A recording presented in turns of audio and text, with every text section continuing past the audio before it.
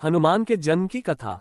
ये कथा सुनकर श्रीराम हाथ जोड़कर अगस्त्य मुनि से बोले, ऋषिवर, निस्संदेह वाली और रावण दोनों ही भारी बलवान थे, परंतु मेरा विचार है कि हनुमान उन दोनों से अधिक बलवान है।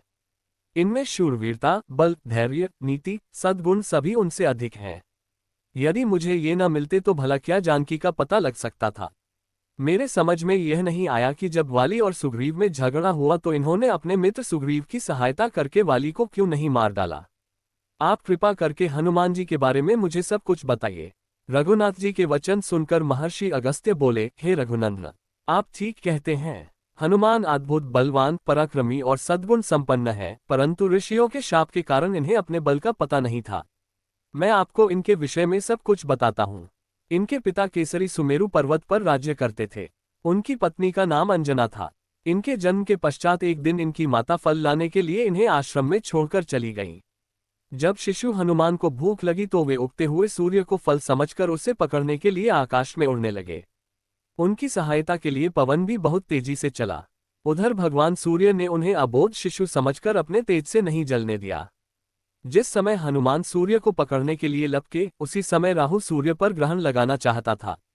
हनुमान जी ने सूर्य के ऊपरी भाग में जब राहु का स्पर्श किया तो वह भयभीत होकर वहां से भाग गया। उसने इंद्र के पास जाकर शिकायत की कि देवराज, आपने मुझे अपनी क्षुधा शांत करने के साधन के रूप में सूर्य और चंद्र दिए थे।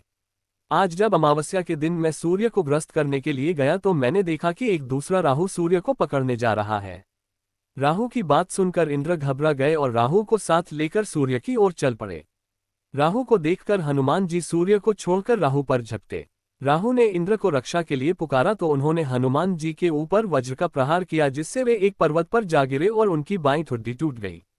हनुमान की ये दशा देखकर वायुदेव को क्रोध आया। उन्होंने उसी क्षण अपनी गति रोक ली। इससे कोई भी प्राणी सांस न ले सका और सब पीड़ा से तड़पने लगे। तब सारे सुर, असुर, यक्ष, किन्नर आदि ब्रह्मा जी की शरण में गए। ब्रह्मा उन सबको लेकर वायुदेव के पास गए। वे मृत हनुमान को गोद में लिए उदास बैठे थे। जब ब्रह्मा जी ने उन्हें जीवित कर दिया तो वायुदेव ने अपनी गति का संचार करके सब प्राणियों की पीड़ा दूर की।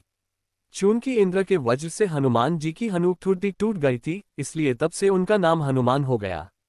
फिर प्रसन्न होकर सूर्य ने हनुमान को अपने तेज का 100वां भाग दिया। वरुण, यम, कुबेर, विश्वकर्मा आदि ने उन्हें अजेय, पराक्रमी, अवध्य होने, नाना रूप धारण करने की क्षमता आदि के वर दिया।